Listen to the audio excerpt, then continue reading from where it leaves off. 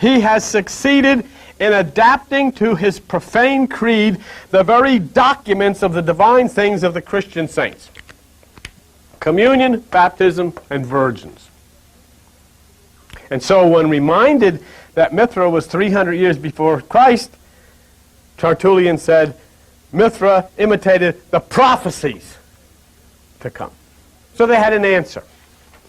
But it's a weak answer, and that's one of the things that we look at, and it's so strange, and that's why we call this little get-together tonight Mithra, Jesus' twin, because Mithra had his communions, his baptism, virgin birth, and all of this kind of stuff. And then, of course, Christians came along 2,000 years ago, practically, ancient people, to make excuses as to how come Mithraism and Christianity were so similar.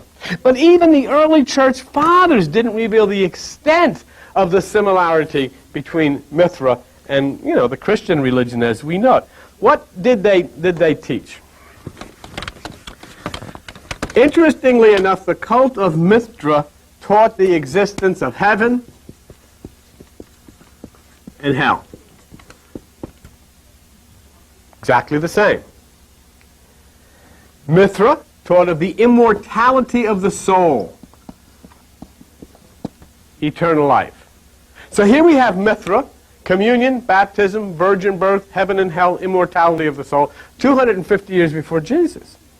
Both practice baptism, both practice communion of bread and wine, and this is an interesting thing. One of the fundamental tenets of Mithraism, which came out of Zoroaster, out of Iran, was this: you must be born again. The second birth, Mithra. And that's what's so remarkable about this. And I think what you should do, and I know there's a lot of people along the network, go to the library, look up the cult of Mithra, and see for yourself.